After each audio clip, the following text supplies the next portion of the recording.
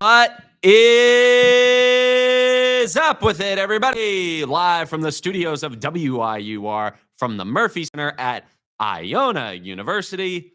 This is Woolley Mammoth Mondays. I am your host, Cam Woolley, keeping you company for about the next hour, talking some NFL, college football, maybe a little baseball and hockey, and then talk about some Christmas movies too, because of course it's Christmas time. Thanksgiving is over. It is December 1st. We are firmly in that season, the holiday season. Not really feeling the magic this year, but I'm trying to bring some of that back here. I was just talking with my producer here, Pete, about some Christmas movies. So I figured I'll dedicate the last third of the show to that. Why not? So we're going to lead here the New York Football Giants tonight, Monday Night Football in New England against the Patriots, the 2-10 Giants with nothing to play for, just fired their defensive coordinator, fired their head coach. Blah blah blah blah blah blah blah blah blah blah blah. Just there's nothing really to look forward to, but this game I think is going to be a pretty good game tonight. I'm seriously looking forward to watching this. You got two young quarterbacks who are entertaining to watch, and pretty likable. You got some neat historic parallels. You know, the Giants and Patriots. You have a little bit of that classic modern history in there with the Super Bowls, and of course you have the parallel with the Ole Miss quarterback against the top seed New England Patriots, who maybe could be playing each other in a Super Bowl in a few years. Who knows? Although that Giants Super Bowl, I'm not, who the hell am I kidding? That's never happening again. But, it's still neat. You got some fun, ethical quarterbacks. It should be interesting compared to most of the primetime slop that we get. I guarantee this is going to be more entertaining than watching a Chiefs game. Just listening to all the primetime announcers like pretend that Patrick Mahomes is still like one of the best of the best. Or it's more entertaining than watching any of the other generic top quarterbacks who are just system guys who throw checkdowns all game. I mean, last night the Broncos, why the hell are the Broncos 10-2? Like, that makes no sense. They shouldn't be 10-2. Like, there are so many teams in this league who shouldn't be good, who are good, and there are so many teams who shouldn't be bad, who are bad. Like, I don't know, dude. Football is just weird this year. But I mean, with the Giants, like, this is just a game that I'm going to be refreshed as a football fan to be able to watch this game on primetime. Because again, it's a legit entertaining game to watch. I don't really hate anybody playing in it. I mean, sure, the Patriots. I mean, I hate the Patriots logo. But, like, I mean, as a Giant fan, I don't really have much of a reason to hate the Patriots. They never really scarred me as a kid, like 75% of the other fan bases in this sport. But, I mean, the Patriots, I mean, it's just the fact that they didn't spend enough time being bad to really pay for those years terrorizing the league. But, I mean, it's fun to watch. I like Drake May. I like Jackson Dart. It'll be fun. I'm honestly past the point of caring about wins and losses. Like, it'd be nice to get a win against the top seed in the AFC in Foxborough. And the weird thing is, I think they have a shot to do it because they've been leading a bunch of these games. They've led 5 games by 10 or more points. Like, it's funny. Like, I genuinely think the Giants have a shot in this game. Like, it is not crazy to say that I would not be surprised if the Giants ended up winning this game by like at least a touchdown. It wouldn't shock me, because they've been up in a lot of these games late in the fourth quarter, but their defensive coordinator, who just got fired, blew it. I mean, there also is that thing about, maybe you want the high draft pick, so be able to trade back. I mean, Fernando Mendoza, a lot of people are going to want him, but looks like the Tennessee Titans are going to lock up the number 1 pick. Yeah, I honestly think the Giants are, like, their schedule's too easy, and I think they're just gonna run into too many wins down the stretch to really have a chance at getting the number 1 pick.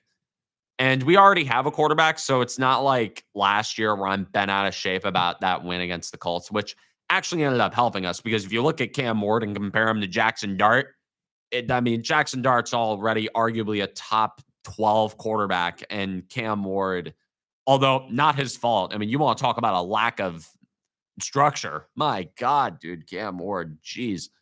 I mean, it's not like Jackson Dart has any structure either.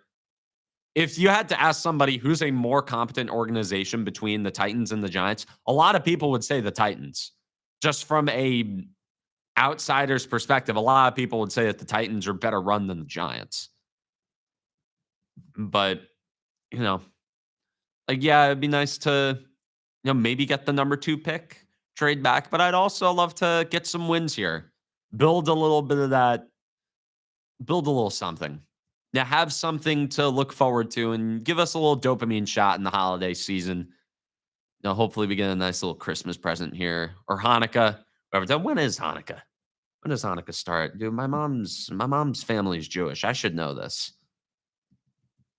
Hanukkah 2025. Let's see. When does it start? Okay, December 15th. Wow, that's not really late for Hanukkah. I don't know. But I mean, there was one year where the first day fell on Christmas Eve, but I don't know. I don't know how that calendar works.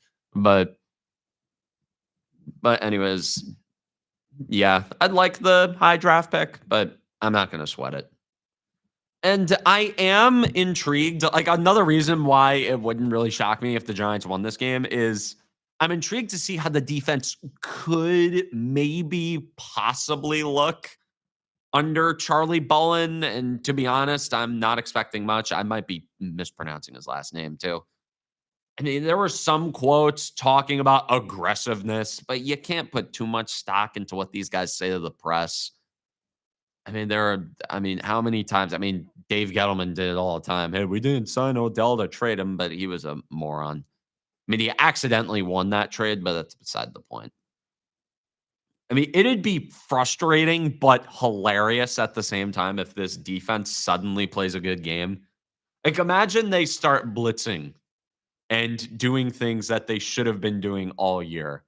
And it's a decision that could have been made after week 2 when most of this fan base had already made the decision to fire Shane Bowen.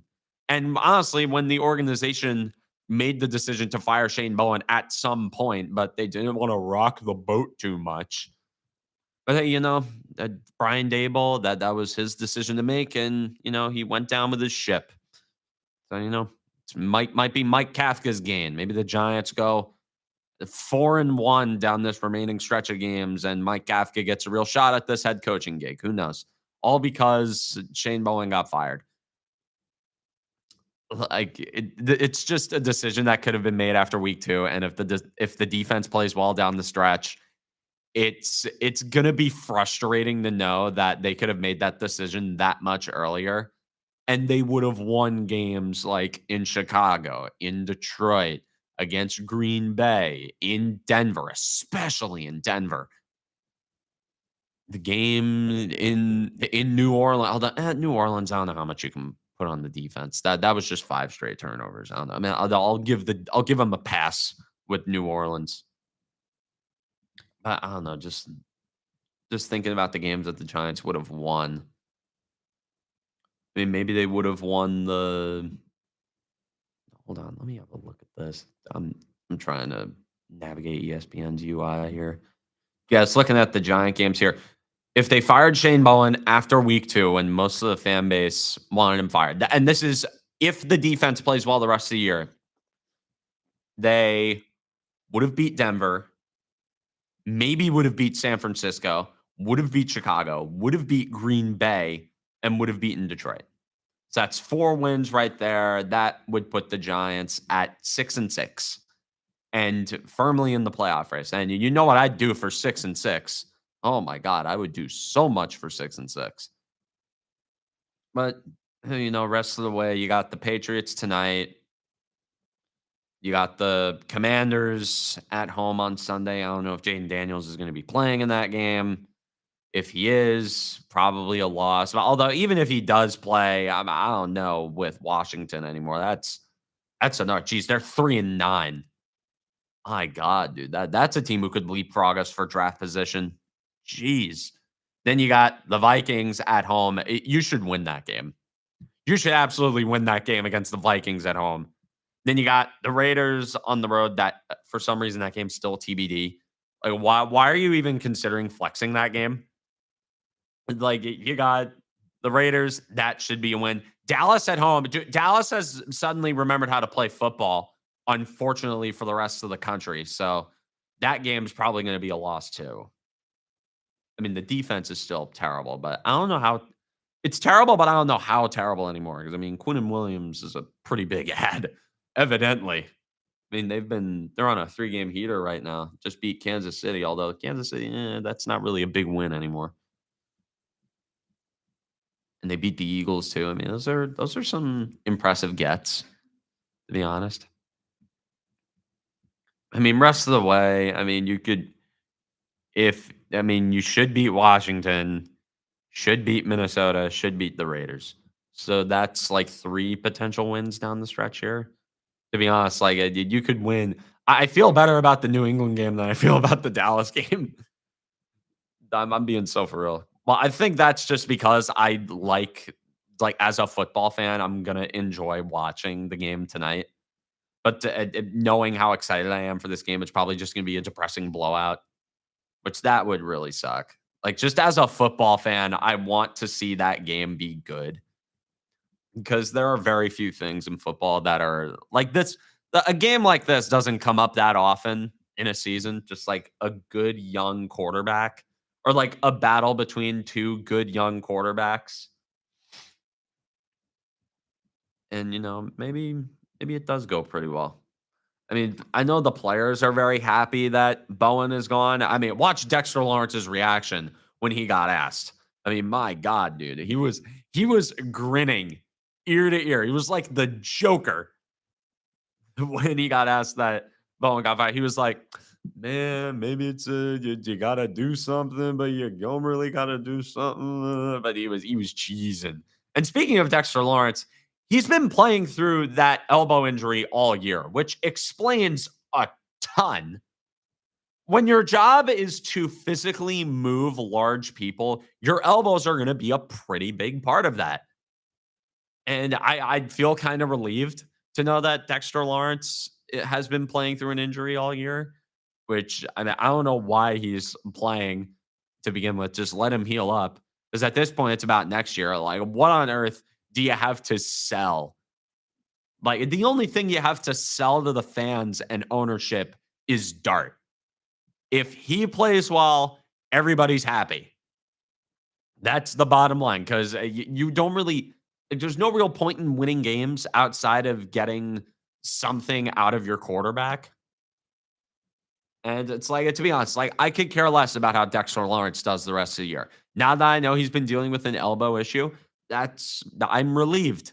'Cause then he'll maybe get surgically repaired in the offseason. And then hopefully, God willing, it'll be back next year, unless his elbow just becomes an issue for the rest of his career, which is a boy, that'd be fitting. The best nose tackle in the league just gets a lingering elbow issue that never goes away. That would be nice. Oh my God. Dude, I can't believe it. Or no, I can. I very much can.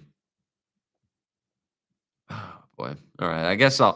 I don't have anything written down for the Jets because think about it. Like, really think about it. Well, what really is there to talk about? I mean, Nick Folk hitting that field goal. I said that the Jets were going to win themselves out of good draft position, and Nick Folk nailing, what was that, 58 yarder to win that game, 59 yards. Yeah, that's perfect. I mean, the Jets who have like that's a team that needs to just lose out because you have nothing to sell anyone on if you don't have a quarterback. You traded away all of your good players.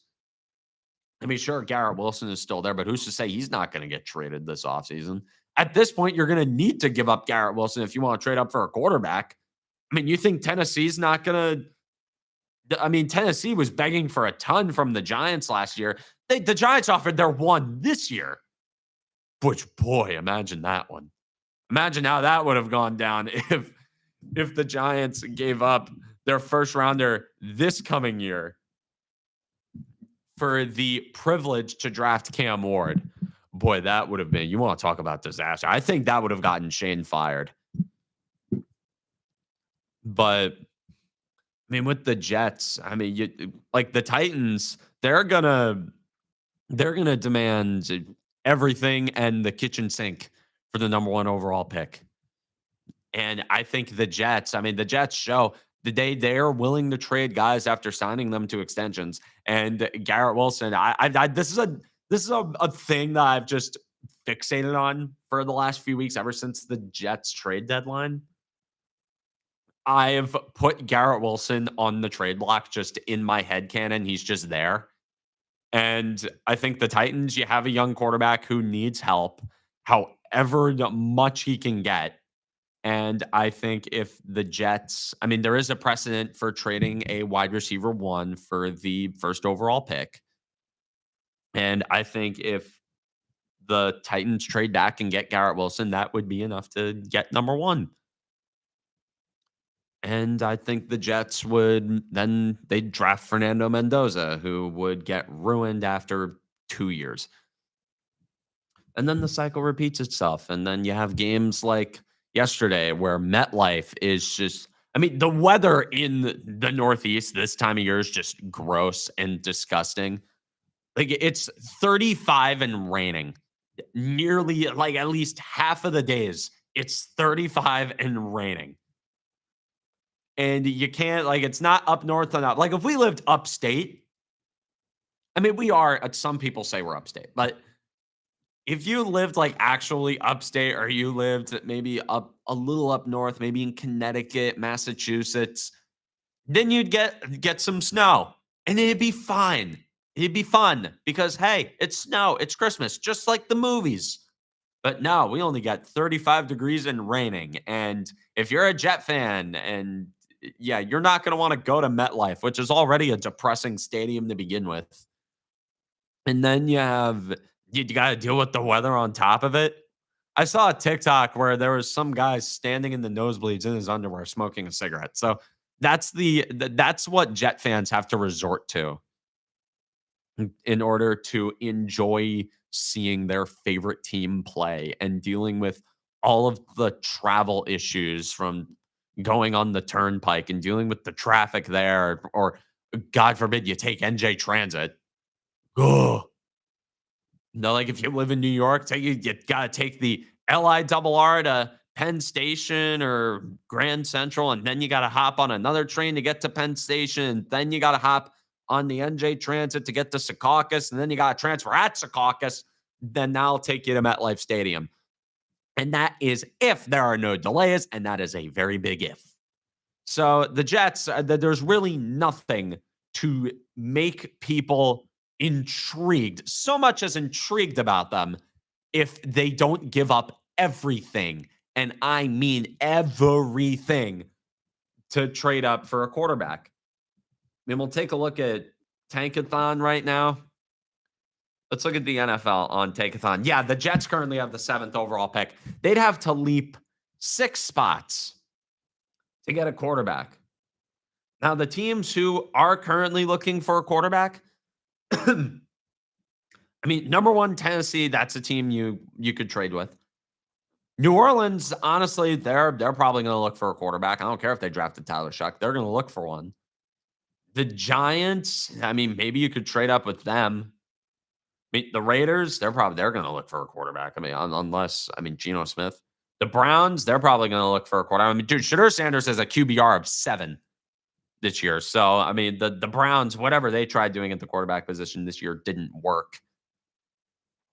I mean, there are 1, 2, 3 trade candidates who are ahead of the Jets who can be leapfrogged by teams like, let's see here, by teams like Pittsburgh, teams like, oh, let's have a look. Maybe a team like Miami, maybe a team like the Cardinals, Minnesota. If I mean, dude, JJ McCarthy really isn't working. There are a few teams here who I could see being in the market for a quarterback. Maybe Carolina, but I mean, if they make the playoffs with Bryce Young, he's not going anywhere. Oh man, it's just a weird situation. It's really weird. Then you have other teams with more trade ammo. I mean, sure, you have the Jets who only have 2 first-round picks this year. I mean, you got the first from, I mean, I thought Dallas is keeping their first. Okay. I thought they had 3 first-round picks. Okay, never mind, dude. That's worse. That makes it so much worse. But yeah, the current Tankathon mock draft that is on here has Ruben Bain going number one, Fernando Mendoza. I think he's cemented himself as QB1. I don't think. I mean, he's my Heisman. I'm going to talk about college football in a bit. Then you got three quarterbacks here who are going to be taken, and there are three teams ahead of the Jets who are going to take those quarterbacks. So if the Jets want their pick of the litter, which is Fernando Mendoza, who is the only quarterback who I trust to be a real franchise guy for now, they have to trade up to the number one overall pick. They have to. And they're going to have to give up a lot to do it. That's the bottom line. They have to. If they want their fans, if they want ownership, if they want the media, if this regime, if Darren Mogi and Aaron Glenn want any chance of having a future in New York, they have to make this move. And it's all because they just decided to win a couple pesky games. Like, really, dude, the Jets would be in a better spot if they were 0-12. Because then they'd be able to fire everybody, keep all their picks, and then still be able to draft a quarterback without having to give anything up. And then you'd be able to pair that quarterback with Garrett Wilson, who hasn't had a quarterback, a good quarterback in his entire career.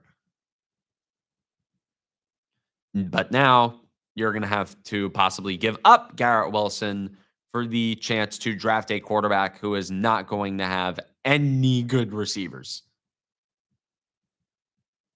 Whatever. Dude, enough New York football. It's just depressing. It's just so depressing. No, we're going to throw to break for a little bit. And we'll be back. We'll talk some general NFL and some college football back after this. Untouchable, unstoppable. This is WIUR Sports Radio. Hi, I'm Robbie Basil, president of WIUR Radio, and I hope you're enjoying today's show. Have you ever wanted to call the biggest games, the biggest moments for the biggest names for Iona Athletics? Then the newly founded WIUR Sports Radio is the place to be. Launched in January of 2025, our goal is to try and get broadcasters here at Iona an opportunity to learn, succeed, and get a chance to be on air.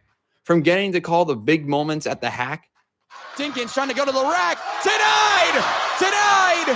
Yafet Mundi. To seeing the crack of the bat at City Park. The line drive into left field, around third, and it kicks away. The Gales are going to win it in 10. We make those moments happen on our brand new WIUR Sports Radio platform on Mixer. If you're interested, feel free to reach out to me via email or to the rest of my e-board to join the club. We are WIUR Sports Radio, the new home of Iona Athletics. Now, back to the show on WIUR, Iona University Radio. All right. Thank you very much, Robbie, for that little. I could tell you, Iona Athletics, we got some basketball here tonight going into Delaware. That should be interesting, but whatever. We're not talking Iona basketball right now. We're going to start talking about the NFL playoff picture here starting to take shape. We're getting to that time of year where these games get really, really big, and we're differentiating between the good teams, the mid teams, the teams who are good but shouldn't be good, and the teams who are just plain terrible. First of all, I'm just taking a look here. Also, ESPN, the NFL playoff machine on ESPN, the UI hasn't really been updated since 2009. At least it looks like that, and I get a little nostalgic for it. I like when internet UIs looked like this. It was simpler time. But yeah, right now, dude, how the hell are the Chicago Bears the first seed? Dude, the NFC has so many good teams in it, and the top seed is the Chicago Bears. I mean, maybe the Rams shouldn't have lost to the Panthers. Maybe that's my 2 cents on that. But, I mean, the Bears' impressive win in Philadelphia against the Eagles. I mean, that's the first real impressive win the Bears have had all year. And, Caleb Williams, he's good enough. I'm not crazy about him. He has good games. He has bad games. But I'll tell you this. He can throw a good ball. every time I watch Caleb Williams play, he has at least a few throws where I'm like, wow, he's a pretty good quarterback. But there's also times where Caleb Williams is just very eh. He should be so much better than he really is, just from a physical tools standpoint. Like he's got good legs. I mean, his evasiveness, my God, this guy can avoid sacks better than anybody, but he also holds on to the ball too long. He has some mental things. And Ben Johnson, he has those guys playing some good football. Maybe if the Giants fired Brian Daboll last year, then maybe we would. Although, man, we wouldn't have had Jackson Dart, whatever. But with the Bears, I mean, Ben Johnson's doing a really good job. He's winning. He's winning. He's winning. I mean, say what you will about them. They're winning games. And they're the first seed in the NFC. Dude, who would it?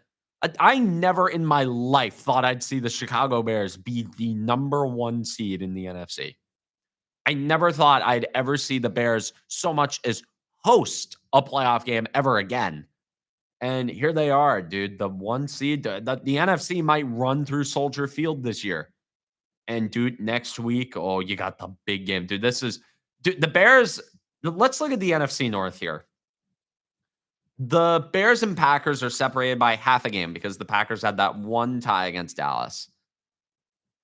The Bears and Packers play each other twice. They play in week 14 at Lambeau Field. Boy, that's a big one. That's a real big one. Oh, man. That's going to be fun. I'm looking forward to that. And then in week 16, they go to Soldier Field. Dude, this is going to be fun. I mean, dude, this is the most classic rivalry in football. And you got these two teams who already hate each other, even when the Bears suck and the Packers are good. But dude, when these teams are good, oh, dude, this is going to be good. I am very much looking forward to watching this whole picture play out. It's going to be fun. Going to be really, really, really fun. And, in the NFC West, I mean, look at this. I was looking over it this morning. The NFC West, that could be a 3-team race going into week 18. I mean, next week, the NFC West, I mean, you have the Rams playing the Cardinals. You have are the Seahawks and Niners on a bye? No, the Seahawks already had their bye. No, the Seahawks have the Falcons, the Rams have the Cardinals, and I think the Niners are on their bye. Yeah, the Niners are on their bye next week. So they could be in a 3-way tie. I mean, I doubt they're going to be in a 3-way tie for first, but I mean, the Seahawks and Rams could both be 10-3 after next week. And then week 15 in the NFC West, you got the Rams playing the Lions. Boy, that's a big one. And we're going to get to the Lions in a bit, but then you have the Seahawks playing the Colts, and then the Niners. Where are the Niners? Wait, are the Niners playing in week 14? I gotta look. Dude, the UI just looks so weird. Okay, week 15. Let's look. Okay, yeah, the Niners have the Titans, so that's a bye week with a win. So the Niners play the Titans, but those teams could be like 10-4, like 3 ways going into week 16. And then week 16, Rams go to Seattle to play the Seahawks, and the Niners have the Colts. So that is going to be a pretty big one too. Jeez. Dude, the NFC West, that's coming down to the wire. And then week 17, Seahawks play the Panthers, Rams play the Falcons, Niners play the Bears. Oh my God, dude, that's another big game. And then week 18, okay, that's kind of okay. Then you have Seahawks, Niners. We could be looking at that getting flexed into Sunday Night Football. So yeah, the NFC West, there is a scenario where the NFC West is a 3-way tie going into week 18. And in that case, Seahawks, Niners would probably be flexed into Sunday night. Although I don't know what the scenario with the Rams would be at that point, if it's just win and clinch for them against the Cardinals. But there's just a lot happening here. and it's gonna be fun, dude. The NFC in general is just a bloodbath. I mean, my God, dude. Let's look at next week's games, dude. Dallas and Detroit. That's suddenly a big one because Dallas, they're on a 3-game winning streak. I thought they were an afterthought after the trade deadline. I thought, why are you buying at the deadline? This makes no sense. Yeah, this is why you buy at the deadline. You win 3 games in a row, and all of a sudden you're in the NFC wildcard race again.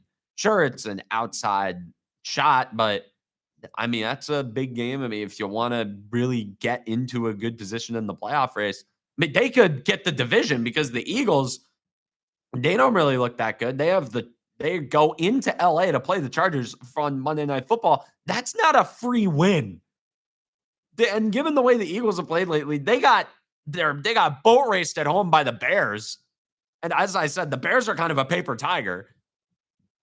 And the Chargers, that say what you will about them, they're just a decent, well-coached team that knows how to win football games. And the Eagles, say what you will about them, they are not well coached. I don't think Nick Sirianni is that good of a coach. And Kevin Patullo, oh my God, dude, terrible offensive coordinator. So we could be looking at a scenario where the Dallas Cowboys are 1 game back of the NFC East going into Week 15, where they get a free win against the Vikings, and the Eagles, okay, they have a free win against the Raiders at home. So both of those teams are getting a free win in Week 15. Week 16, okay, none of those, they've already played each other twice. They split the season series.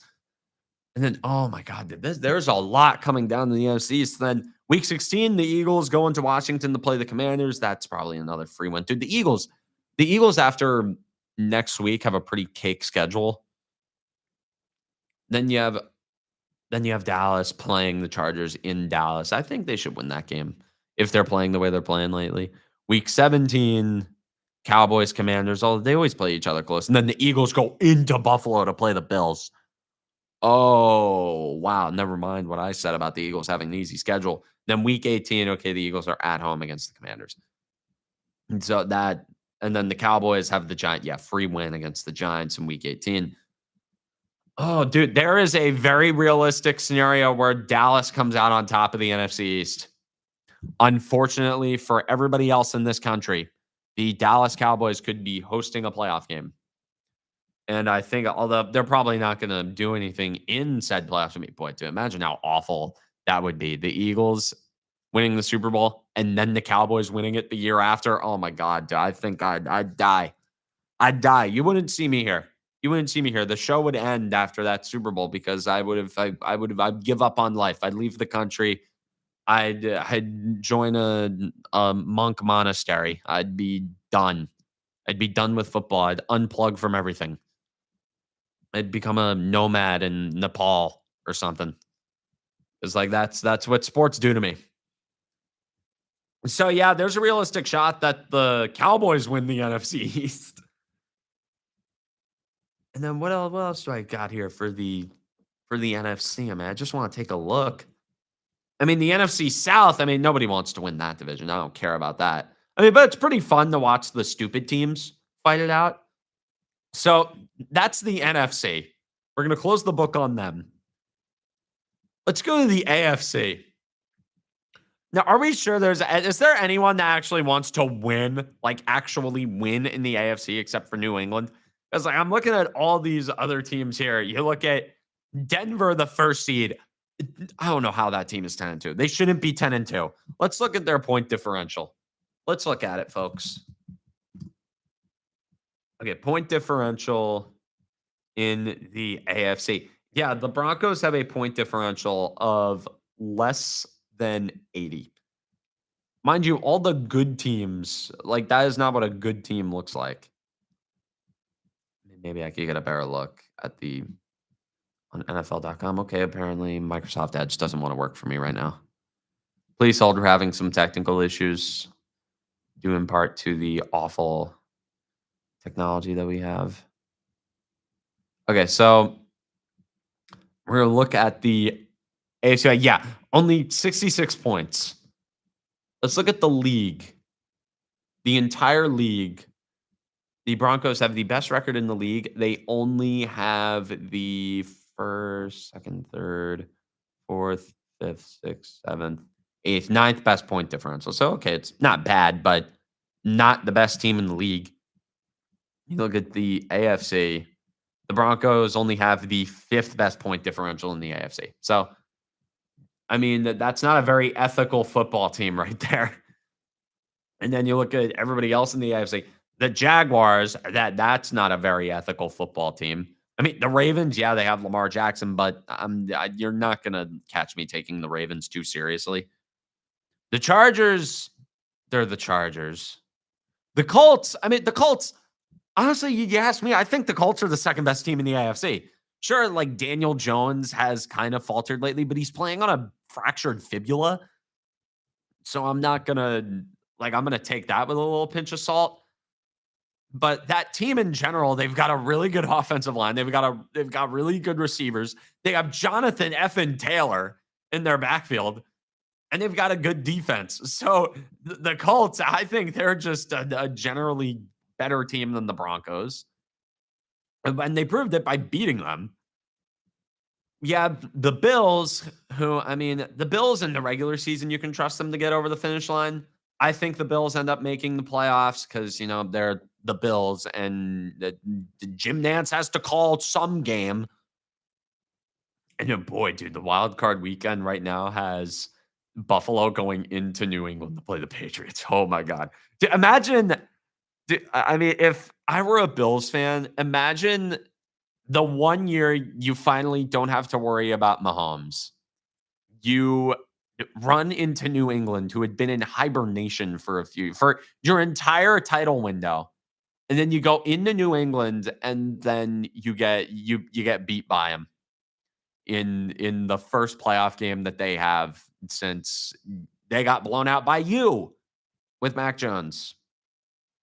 That would be brutal. But the life of a Bills fan, geez. I know that's a team where it's like, yeah, they're good. They make the playoffs all the time. But when you make the playoffs that often and you still lose, it kind of regular season success kind of becomes a given.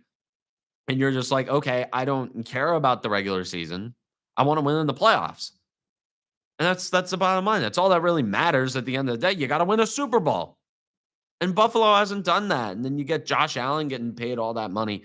I think Buffalo is going to fall out of favor of a lot of people once they end up losing in the playoffs this year. Because if Kansas City doesn't make it, and I'm not ruling out them making it, I think there's a shot that they win out. Let's look at the schedule. Let's look at the Chiefs have.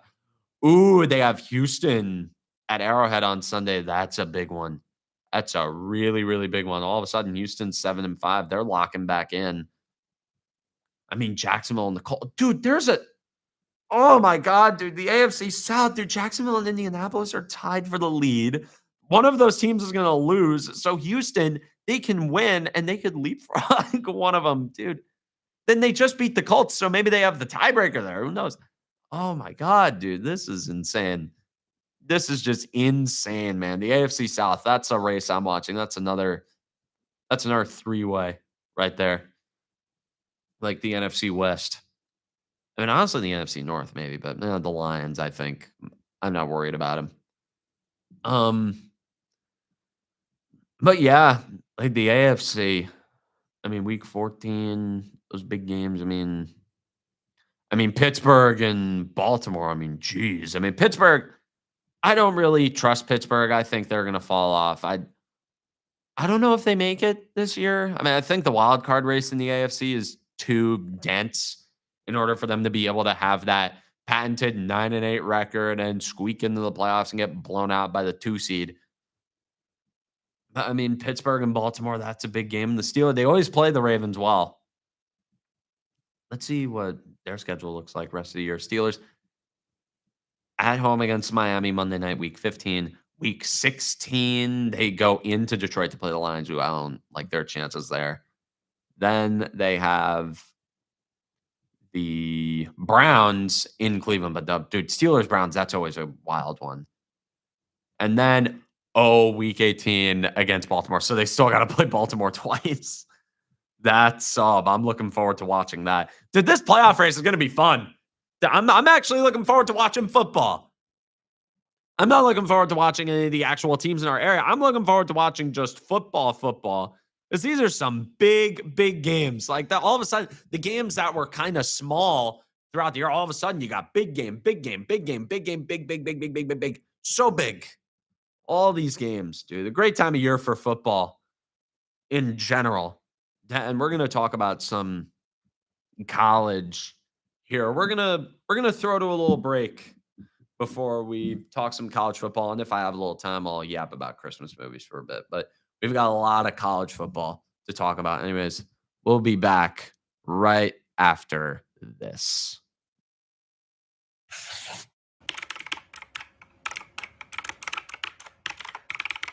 This is WIUR Radio. Hi, I'm Morgan Beastie from the Ionian, and I hope you're enjoying today's show. Are you looking for the latest scoop on campus news, sports, and more?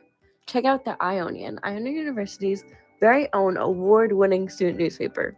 We keep you up to date with everything happening on and off campus. Want to know about the big game, the latest campus event? It's all in the Ionian. Join the conversation. Read, write, and get involved. Visit www.theionian.org or pick up a copy around campus. Stay informed, stay connected. Now, back to WIUR, Iona University Radio.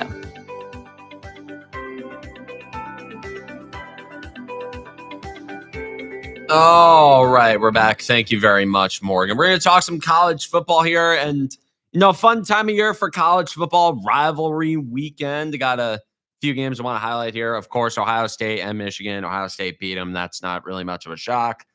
Ohio State came in undefeated. Michigan's meh, and then Ohio State, they just thoroughly beat them. I mean, a big one here, dude. Arch Manning in Texas, they upset number 3 Texas A&M, and a lot of people, you got the media propaganda machine propping up Arch Manning, and this is a big game for that.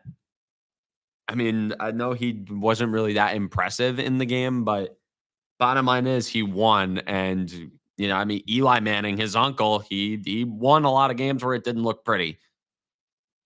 And then Vanderbilt beating Tennessee. Dude, what a turnaround that program has had.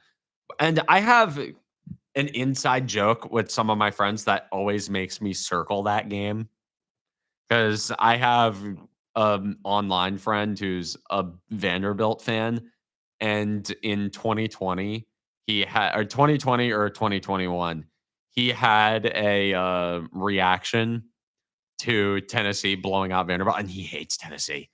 Like the Volunteers, like he equates Tennessee with like real life evil entities and people.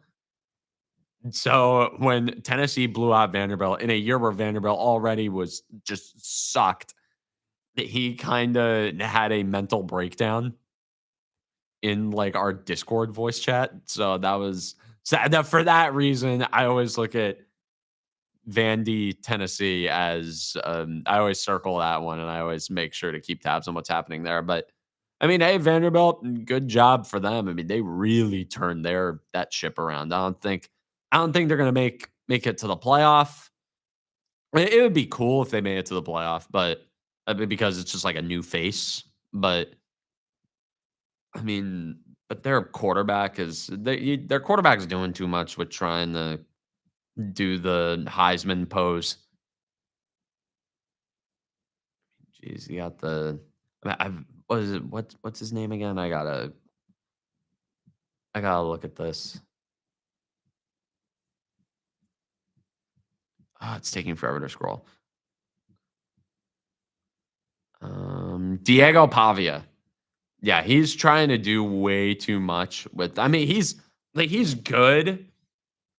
He's a good thrower and he's a good runner. He's a very dynamic quarterback, but he's trying too hard to push the Heisman thing. And because if he asks me right now, Fernando Mendoza, like the Heisman's just his if he wants it. But Pavia, he's a dual threat running or quarterback. Dude, he's a quarterback, not a running back. Still got that bowl game to see if he can pad his stats a little bit, but overall, pretty good, pretty good, and very impressive. Very impressed with what he's been able to do at Vanderbilt. Then you got Auburn kind of beating themselves against Bama. I mean, That game really came down to the wire. That game was a lot closer than I expected it to be. I mean, let's have a look. Bama only beat Auburn by 7. Just want to have a look at the stats here. I mean, Ashton Daniels was very eh. I mean, dude, they lost a fumble, they threw an interception. I mean, they had a couple turnovers. They never like Bama didn't turn the ball over once. Auburn turned it over twice. Just mistakes and penalties. And like Ty Simpson, I don't really think he's all that. Sure, Ty Simpson, like he's all right. He's playing against really good competition, but I don't really think he's that good. Every time I watch him play, I'm like, really? I don't think that guy's really good. Make sure he can, like, he wins games, and he's had a couple good games. I mean, against Missouri, he threw 3 touchdowns, no picks with 74% completion. I mean, that's nice. But against Oklahoma, he only threw 1 touchdown and 1 pick. I mean, sure, the completion percentage is fine, and he threw for a ton of yards, but he threw the ball 42 times. And Alabama's throwing the ball a lot more this year, or under Kalen DeBoer, doing a lot more passing. They become more of a QB school in the last few years. God, you had Tua, you had Mac Jones, Bryce Young, now Ty Simpson. There's just so many quarterbacks coming out of that school now. And then looking at the conference championship games, the Big Ten and the SEC ones are the only one that matter. Those are the only ones that actually matter. Like, let's be for real. Those are the only real conferences in college football these days. Like the ACC, the Big 12. Those they don't matter because all the good teams from those conferences got absorbed by the Big 10 and SEC. And I mean, Ohio State and Indiana, that should be really fun. I mean, I'm looking forward to watching Fernando Mendoza in that game. I haven't had a chance to really watch him. I've looked at his stats. I've heard a lot of great things about him. If he beats Ohio State, that would be that would make him the surefire number 1 overall pick if he already isn't the surefire number 1 overall pick already. I mean, he's just been fantastic, and a win against Ohio State would really cement him as that guy. And as a quarterback who can, and you look at quarterbacks who really do well in the NFL, it's the guys who elevate.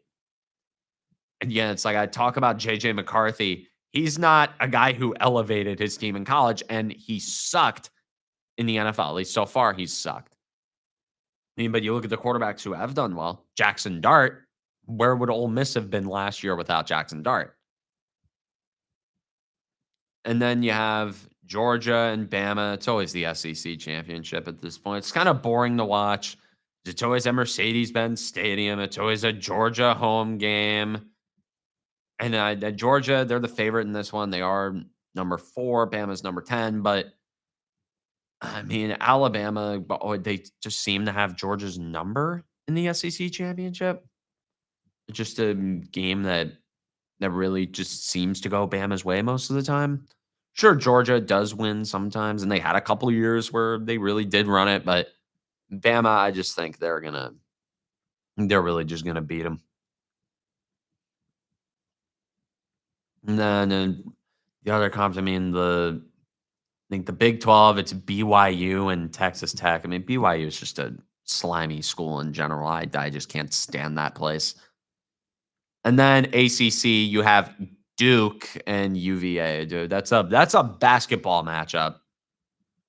Like, I don't think those two schools really care that much about football, to be honest. They're more focused. If there's a basketball game that night, more of their campus is going to be going to that game than watching the ACC championship. That doesn't really matter. And also because like Duke's playing it, dude, the ACC just sucks. It's just terrible these days. It doesn't matter.